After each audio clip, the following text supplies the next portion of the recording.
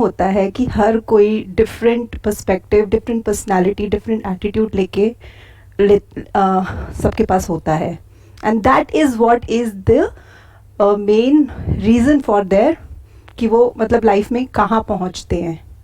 But ऐसा क्यों है? Why everybody is not like, why the perception is not positive for everybody, even if I not say positive but perceptions, या मतलब productive क्यों नहीं है सबके? Why they are so distorted? Don't you think that everybody is so distorted? ऐसा नहीं है कि ये अभी हो रहा है, ये जो वर्ल्ड है इनसेंसिटिव, नहीं, ज्यादा नहीं हो रहा है, अभी कम हो रहा है. क्योंकि अगर आप ध्यान से हिस्ट्री को उठा करके देखेंगे, पिछले ज्यादा पीछे मत जाइए, 100-200 साल भी पीछे चले जाएं, तो जिस लेवल पे वॉर्स होती थी और जिस लेवल पे डिस्ट्रक्शन होता था मास लेवल पर, जिस लेवल पर ऐसा ऐसा टॉर्चर होता था लोगों का, जब जैसे एक राज्य है, उसका कोई राजा है, किसी दूसरे राज्य के राजा ने उस पर अटैक किया और जब वहां पर उसको ऑक्यूपाई कर लिया, तो वहां पर लोगों के साथ में क्या होता था, अगर उसको हम स्टडी करेंगे हिस्ट्री में तो हमको क्लियर हो जाएगा that we are currently living in the best possible time as far as a comfortable life is concerned. इतना कंफर्ट आज से पहले कभी भी नहीं था. लाइफ कंफर्टेबल हो रही है, आप सही बोल रहे हैं, बट माइंड तो सेटल नहीं हो रहा है, माइंड तो डिस्टॉर्टेड ही लग रहा है. उसके पीछे एक रीजन है. जो आप माइंड की बात कर रहे हैं, that's a different ball game all together. Basically पहले के जमाने में क्या था, जो नीड्स थी वो प्रॉपर्ली वेल डिफाइंड थी. उस टाइम पे कैपिटलिज्म और the concept of this brands and advertising and products and services or these unlimited desires, that was not there. This internet was not there. Right. Television भी होता था, उसमें limited एक दो कुछ सीरियल्स आते थे पूरे हफ्ते में. आज की डेट में क्या हो रहा है, ये मीडिया इतना ज्यादा पेनिट्रेट हो चुका है कि जिसकी वजह से क्या हो रहा है कि लोगों के जो डिजायर्स हैं वो बहुत ज्यादा बढ़ गए हैं. राइट. तो ये प्रॉब्लम्स डिजायर के लेवल पे है. लाइफस्टाइल तो कंफर्टेबल हो गया है, लेकिन माइंड के लेवल पे हम अनसेटल्ड हैं. क्यों? क्योंकि कितना भी मिल जाए वो कम पड़ जाता है. राइट. जो अमीर है वो भी गरीब है इन कंपैरिजन टू जो उससे ज्यादा अमीर है. Right. Because in comparison to their neighbour और देयर रिलेटिव्स और देयर फ्रेंड्स, वो भी बहुत पीछे हैं. तो सब एक रेस में भाग रहे हैं. राइट. तो कोई भी रेस हो, चाहे वो बच्चों की हो चाहे बड़ों की हो, जो भी हारता है वो रोता है. बच्चों को आप देखो ना, जब भी रेस होती है, जो जीतता है वो खुश हो जाता है, जो हारता है वो रोता है. तो एक रेस चल रही है हम सबके माइंड में, और सब कुछ और कॉम्प्लिकेटेड होता चला जा रहा है. डिस्ट्रैक्शंस बहुत ज्यादा बढ़ गई हैं, एडिक्शंस बहुत बढ़ गए हैं तरह तरह के. मेंटल डिसऑर्डर्स के बारे में देखे जाए तो जो हमने पहले कभी सुने नहीं थे, ADHD इन किड्स, ऑटिज्म बहुत बढ़ गया है. पहले इतना ऑटिस्ट चाइल्ड नहीं दिखते थे. तो सर ये सब नेगेटिव एस्पेक्ट्स हैं मॉडर्नाइजेशन के. And this is kind of inevitable. ये और बढ़ेगा अभी धीरे धीरे. ये जो साइकोलॉजिकल डिसऑर्डर्स हैं ये और बढ़ेंगे, क्योंकि अगर हम किसी भी डेवलप्ड इकोनॉमी को देखते हैं तो हम आइडिया लगा सकते हैं कि वहां पर क्या हो रहा है और यहाँ पर क्या होने वाला है. देखो बेसिक प्रॉब्लम क्या है कि जब तक एक इंसान बिजी होता है ना, कि मेरे को काम करना है अपना पेट भरने के लिए, अपनी फैमिली का पेट भरने के लिए, तब तक कोई प्रॉब्लम नहीं होती. तब तक सिर्फ एक प्रॉब्लम होती है कि भाई मेरे को पैसा चाहिए ताकि मेरे को रोटी मिल जाए, घर मिल जाए, कपड़े मिल जाए, मेरे बच्चों को एक अच्छी एजुकेशन मिल जाए. जब ये सब हो जाता है तब एक्चुअल में साइकोलॉजिकल प्रॉब्लम शुरू होती है. एक है फिजिकल लेवल पे प्रॉब्लम्स, एक है साइकोलॉजिकल प्रॉब्लम्स. तो फिजिकल प्रॉब्लम कब तक है? जब तक कि फिजिकली फाइनेंशियली आप प्रॉब्लम में है. बट जैसे ही वो अचीव हो जाता है, अब एक्चुअल में करने के लिए कुछ भी नहीं है. राइट.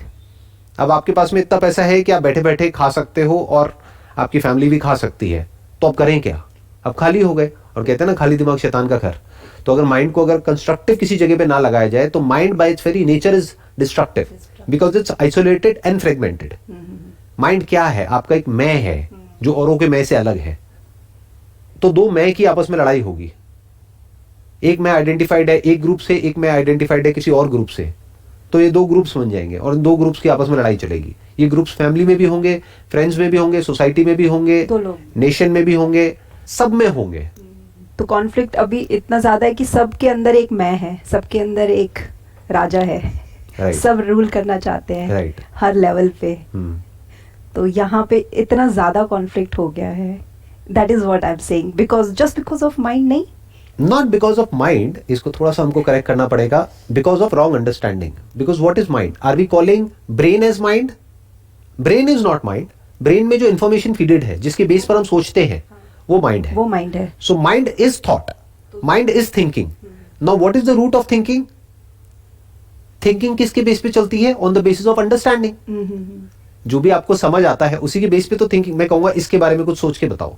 ये जो कप है क्या सोचोगे, जो भी इसके बारे में इंफॉर्मेशन अंदर फीडेड है, जो भी आपकी समझ है इससे रिलेटेड, उसी के बेस पे तो सोचोगे। हाँ, उतना ही बताएंगे। या तो आप कहोगे अच्छा है, या कहोगे बुरा है, या फिर कहोगे ना ये अच्छा है ना बुरा है, जैसा है सो है। तो एक हो गया थिंकिंग बेस्ड अपॉन रियलिटी, यानी एज इट इज देखना उसको। एक है बेस्ड अपॉन जो आपकी अपनी प्रेफरेंस है उसके अकॉर्डिंग देखना, अपने डिजायर्स और फियर्स के अकॉर्डिंग देखना। Right. So the moment you start seeing things as it is, as they actually are, जो देखना बहुत ही सिंपल है लेकिन हमको कॉम्प्लिकेटेड लगेगा क्योंकि हमारी ऐसी आदत नहीं है। राइट। हम चीजों को एज इट इज नहीं देख सकते, हम उसको उस तरीके से देखते हैं जैसे हमको सिखाया गया है, जैसी हमारी ट्रेनिंग है। फॉर एग्जाम्पल, मैं आपको एक सिंपल सा एग्जाम्पल देता हूं, बड़ी आसानी से रिलेट करेंगे। बायोलॉजिकली हमारे अंदर कुछ ऐसा है जो कि जानवरों से अलग नहीं है। तो हमारे अंदर हम चाहे चाहें या ना चाहें कुछ ऐसे थॉट्स आएंगे जो सोसाइटी के पॉइंट ऑफ व्यू से गलत है। अब आप क्या करोगे, एक तरफ से आपको सिखाया जा रहा है कि ऐसे थॉट्स नहीं आने चाहिए, बट वो तो आ रहे हैं। तो अब आपके अंदर आएगा गिल्ट। हाँ। आप अपने आप को कहोगे कि यार मैं कितना घटिया इंसान हूं, मैं क्या सोच रहा हूं, ये कैसे थॉट्स आ रहे हैं मेरे अंदर। जितना आप ये बोलोगे उतना ही वो थॉट्स और ज्यादा आएंगे। राइट। तो एक है जो एक्चुअल में हो रहा है एट अ बायोलॉजिकल लेवल, जिसकी वजह से वो थॉट्स और वो फीलिंग्स और वो इमोशंस ट्रिगर हो रहे हैं। एक है the concept of right and wrong, जो इस सोसाइटी ने हमारे ऊपर इंपोज किया हुआ है based upon what is convenient for the society, Right. not for the individual. Not for the Society is not designed for the individual. Right. But thoughts आते हैं at the level of an individual. अब एक बहुत बड़ा clash आ गया, क्योंकि अगर उन थॉट्स के हिसाब से आपने एक्ट किया तो इस सोसाइटी आपको बॉयकॉट कर देगी। Right. That is what. Act नहीं किया तो अंदर एक कॉन्फ्लिक्ट चलता रहेगा। यही तो प्रॉब्लम है। आप अपने आप को ही उल्टा बोलते रहोगे। तो ये सारी की सारी जड़ है। ये मैंने एक बहुत ही छोटे से एक एस्पेक्ट को टच किया है। अंदर जो कॉन्फ्लिक्ट चलते हैं उनमें से एक को, ऐसे अनलिमिटेड कॉन्फ्लिक्ट्स हैं और उनको एक एक करके रिजॉल्व करना होता है। उसको रिजॉल्व करने के दो तरीके हैं। एक है आप किसी थेरेपी के लिए जाइए, किसी थेरेपिस्ट के पास में, वो क्या करेंगे, एक एक करके देखेंगे कि आपके अंदर किस किस तरह के इश्यूज हैं, अपने पास्ट से रिलेटेड, प्रेजेंट से रिलेटेड और फ्यूचर से रिलेटेड, और एक एक करके उसको सॉल्व करेंगे। Right. Right. They will solve that particular problem जिसकी वजह से वो सब कुछ ट्रिगर हो रहा है अंदर, वो एंजाइटी, वो फियर, वो थॉट्स जिसको आप नेगेटिव बोलते हो, वो ट्रिगर हो रहे हैं। एक तरीका ये है। दूसरा तरीका है कि आप एक एक करके सॉल्व ना करें, एक झटके में अपनी सारी प्रॉब्लम्स को सॉल्व कर दें in one shot. The way out is to understand what mind is, not how to control your mind और हाउ टू स्टे पॉजिटिव और how to change your thoughts. That how is a trap. The moment you ask how to someone, अब वो आपको एक system देंगे, एक process देंगे, कुछ टिप्स देंगे, कुछ सजेशंस देंगे जिसको आपको फॉलो करना है। अब आपके माइंड में फिर से दो क्रिएट हो गए, एक है जो करना चाहिए, एक है जो आप एक्चुअल में कर रहे हो। अपने अंदर कभी आप झांक करके देखो कितना कॉन्फ्लिक्ट होता है। हम सोचते कुछ और है, करते कुछ और है। तो आप एक्चुअल में क्या हो, जो आप सोचते हो या जो आप करते हो। बच्चों को हम कहते कुछ और है करने के लिए, हम खुद कुछ और करते हैं। राइट। तो there is so much of conflict there जिसकी कोई हद नहीं है। तो अब क्या किया जाए, अब इस सबका क्या सोल्यूशन है, अंडरस्टैंड व्हाट माइंड इज। वो किसी बुक में आपको आंसर नहीं मिलेगा, खुद समझना पड़ेगा। झांक करके देखो अपने अंदर तो आपको नजर आ जाएगा थॉट क्या होता है, फीलिंग क्या होती है, इमोशन क्या होता है। उससे आप टाइम से फ्री हो सकते हैं। The concept of time which is past, present and future. Once you understand what mind is, that is the only way out. अगर हमको एक परमानेंट सोल्यूशन चाहिए तो खुद से ही आएगा वो आंसर। एग्जैक्टली खुद से भी नहीं आएगा, कुछ जगह से हमको थोड़ी बहुत हेल्प मिलेगी। अब वो आपको फिगर आउट करना होगा कि कौन पर्सन है जो एक्चुअल में इसको फिगर आउट कर चुका है या कर रहा है, और कौन है जो फेक कर रहा है। फॉर एग्जाम्पल, आप मेरी वीडियो सुनते हैं तो आप हो सकता है अपने माइंड में बोलेंगे नहीं नहीं नहीं नहीं, इसको तो सब पता है। हो सकता है मुझे कुछ भी ना पता हो सकता है मुझे सब कुछ पता हो।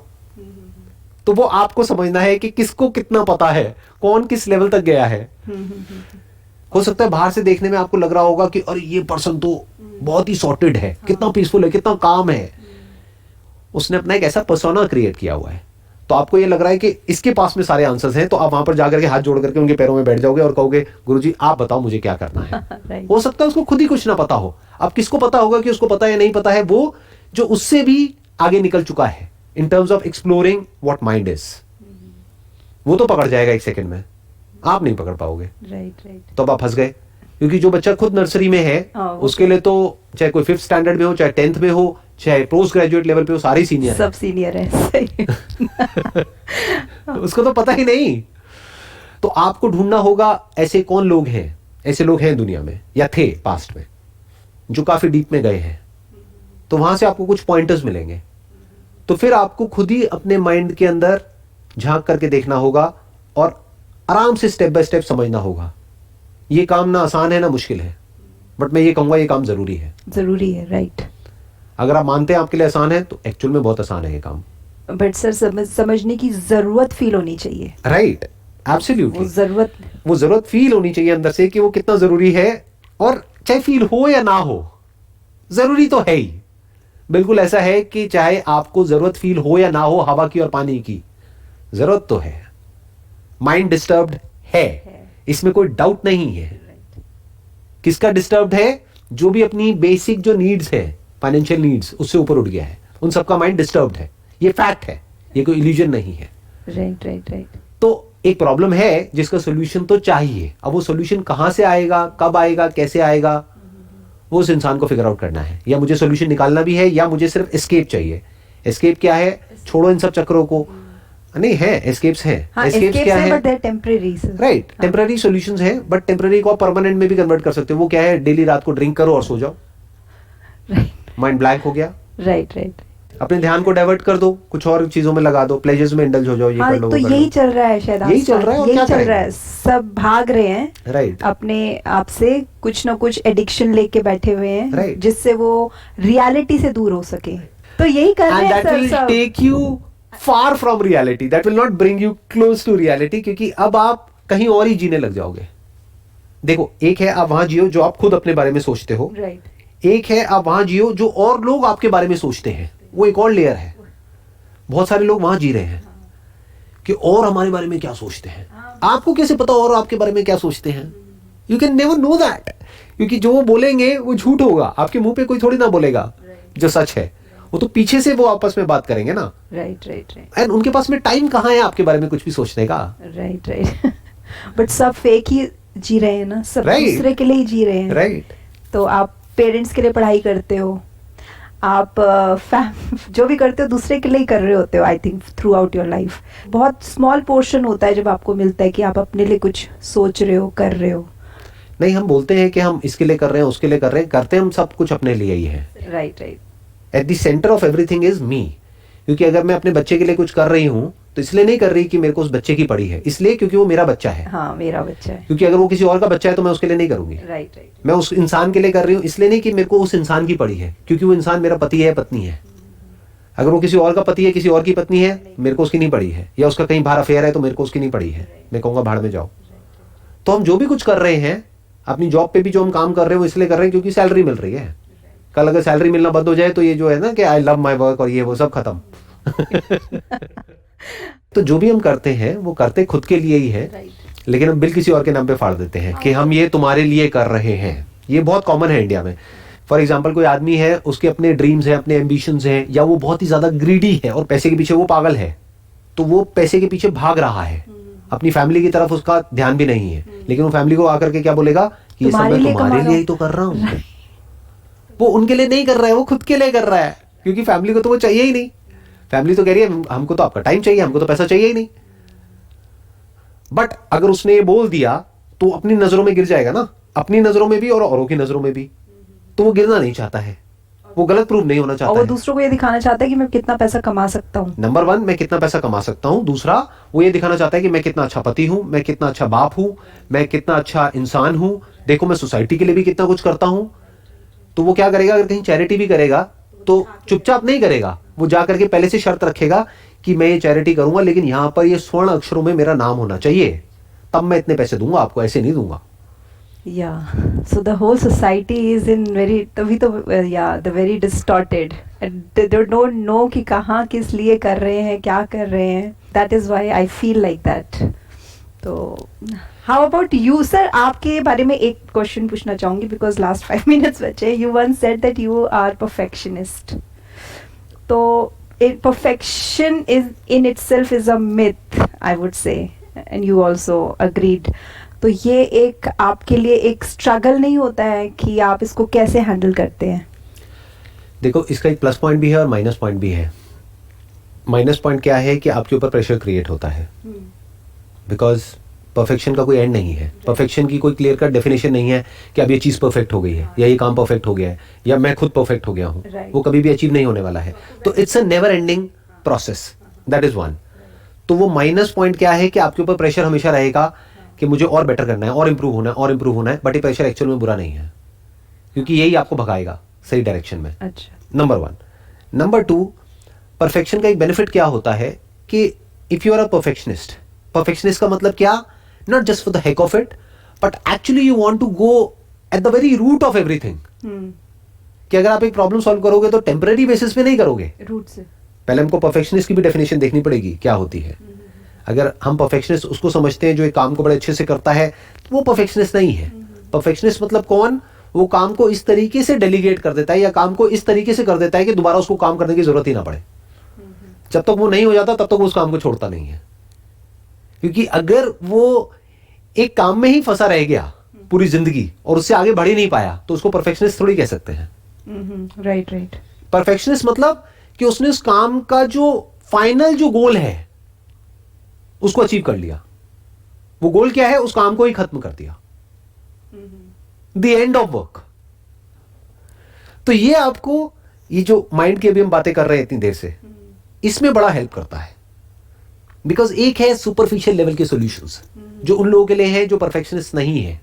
यानी क्या, उनको क्या चाहिए? शॉर्टकट चाहिए. उनको चाहिए कि अरे इतनी बातें मत करो, आप मेरे को ये बताओ मुझे करना क्या है. डेली कितनी देर मेडिटेशन करनी है और कैसे करनी है, क्या करनी है. आज आप एक से पूछोगे, फिर दूसरे से पूछोगे, फिर तीसरे से पूछोगे, तीनों अलग अलग बातें बताएंगे, फिर आदमी कंफ्यूज होकर के बैठ जाएगा. अब मैं क्या करूं? कोई बताएगा कुछ और, वो करेगा कुछ और. Right right. तो अंदर एक नया कॉन्फ्लिक्ट क्रिएट हो गया. पहली लाइफ में 36 प्रॉब्लम्स थी, अब एक नई प्रॉब्लम क्रिएट हो गई कि अब स्पिरिचुअलिटी में इसकी सुने उसकी सुने. ऐसा होता है ना. Right right. हाँ. राइट. अब परफेक्शनिस्ट का मतलब क्या है? That you want to go to the very root of the problem. You will not settle for anything less than that. जब तक आप माइंड के सच को नहीं देख लोगे, खुद के सच तक नहीं पहुंच जाओगे at the deepest level of your being, तब तक आप नहीं रुकोगे. तो आप एक परफेक्शनिस्ट हो. तो वो तो कभी होगा नहीं ना. क्यों नहीं होगा? होगा, होता है. और वही एक सोल्यूशन है. इतनी देर से मैं यही तो कह रहा हूं कि वो ही एक परमानेंट सोल्यूशन है और कोई सोल्यूशन नहीं है. You need to go to the very end of thought. कि थॉट कहां से पैदा होता है, कहां जाता है. क्या थॉट ही सब कुछ है? क्या मैं एक थॉट है, या थॉट से पहले भी मैं एग्जिस्ट करता हूं? Isn't thought just a word or a name given to a thing? Isn't thought an association between a sensation and the meaning given to that sensation? Without the meaning given to an experience, where is thought? Right. Without thought, where is thinker? क्या ये दो अलग अलग हैं, यानी कि thought and thinker, या दोनों को एग्जिस्ट करते हैं? Can thinker exist without the thought? Deep. तो जब इस तरह से हम देखने लग जाते हैं चीजों को, तो we go to the very root of existence कि लाइफ क्या है, डेथ क्या है, और फिर उसके बाद में आगे क्वेश्चन करने के लिए कुछ बचता ही नहीं है. You go to the very end of questioning because you are a perfectionist. Have you got that all answers in your life? मैं कुछ भी कहूँ उससे फर्क क्या पड़ता है? हो सकता है मैं सच कहूँ, हो सकता है झूठ बोलूँ. मैं अपने मुंह से क्यों बोलूँगा? जो भी बोलूँगा वो तो आपको देखना है. On a scale of 1 on 10, how you see your life, like how you rate your life? Again मैं गलत क्यों बोलूँगा? मैं ये क्यों कहूँगा अगर मेरी लाइफ मानो on a scale of 1 to 10 1 भी होगी या 0 भी होगी, मैं तो 10 ही बोलूँगा ना. मैं तो ऐसे ही प्रोजेक्ट करूंगा ना कि हाँ मेरा सब कुछ बहुत अच्छा है लाइफ में, मेरी रिलेशनशिप बहुत अच्छी है, मेरा ये अच्छा है वो अच्छा है. सब यही तो कर रहे हैं. नहीं तो आपको कैसे पता कि सच क्या है और झूठ क्या है? But I don't expect that answer from you. You will tell as you are. I because I think you are not one of those masses. So if I ask you what in a scale of 1 on 10, if you say 10, if you rate 10, so that means you have achieved everything. There is no scope for further. आप ये कह सकते हैं, मैं ये rating नहीं करूंगा 1 to 10 और ये सब कुछ. मैं बस ये कह सकता हूँ कि I have reached the end of questioning. कि अब आगे और क्वेश्चनिंग करने के लिए कुछ बचा नहीं है। अच्छा, जो भी मुझे सही लगता चला गया मैं उसको भी क्वेश्चन करता चला गया, फिर और एक लेवल आगे गया, फिर और एक आगे, फिर और एक स्टेप आगे, और एक स्टेप आगे, और एक स्टेप आगे, और डीप में, और डीप में, और डीप में। अब द वेरी क्वेश्चनर डिसॉल्व्स, अब कोई क्वेश्चनर ही बाकी नहीं रह गया है। तो जब कोई क्वेश्चनर ही नहीं है तो क्वेश्चन कहां से सो होगा? Now what? नाउ अभी मैं आपसे बात कर रहा हूं और जो भी मेरे एक्सपीरियंसेस हैं, थॉट्स हैं, वो आपके साथ में शेयर कर रहा हूं। Now you have got all the answers and अभी ये आप दूसरों को स्प्रेड आउट करना मतलब चाहते हैं। आप ये कह सकते हैं कि भाई कि अगर कोई जेन्युइनली कुछ समझना चाहता है या चाहती है, तो अगर उनके पास में कोई एक्चुअल में कोई क्वेश्चन है, तो जिस भी लेवल का जो भी क्वेश्चन है, अगर उससे रिलेटेड मेरे पास में एक्सपीरियंस है और अंडरस्टैंडिंग है, तो मैं जवाब दे सकता हूँ। For example mind, thoughts, feelings, emotions, beyond that, क्योंकि ये तो सब आपके पास भी है, मेरे पास भी है। बट अगर कोई ऐसा क्वेश्चन पूछेंगे जिससे रिलेटेड मेरे को कोई एक्सपीरियंस नहीं है, तो मैं बोल दूंगा मेरे को नहीं पता। फॉर एग्जाम्पल कि भाई जॉब में क्या करते हैं, कैसे करते हैं, मुझे नहीं पता, क्योंकि मैंने कभी जॉब करी नहीं। राइट। बट बिजनेस के बारे में पूछेंगे तो मैं बता सकता हूँ, माइंड के बारे में पूछेंगे तो मैं बता सकता हूँ। Mind is the question which everybody is looking, मतलब माइंड को कैसे, I don't know, everything related to mind. तो मैं इसको सेशन को यहाँ पे एंड करता हूँ कि ये मत पूछिए how to control your mind, how to think positive और ये वो, ये हाउ को हटा दीजिए। ये पूछिए अपने आप से, व्हाट इज माइंड? ये माइंड है भी या नहीं है? हो सकता है माइंड हो ही ना। कहीं ऐसा तो नहीं है किसी ऐसे भूत से लड़ने के लिए आप एक रास्ता ढूंढ रहे हैं जो भूत एक्चुअल में है ही नहीं। राइट। What is mind? अगर माइंड है तब तो कुछ करना पड़ेगा ना। माइंड मतलब क्या? थॉट। ब्रेन तो है, बट ये थॉट क्या है? अगर उसके सच को हम देख लेते हैं, if it is just for the name sake, name given to a thing is just a word, तो अब वो रहे या ना रहे उससे फर्क क्या पड़ता है? कुछ भी चलता रहे अंदर, उससे फर्क क्या पड़ता है? That is freedom from thought, freedom from mind. Great insight sir, thank you so much. Most welcome ji.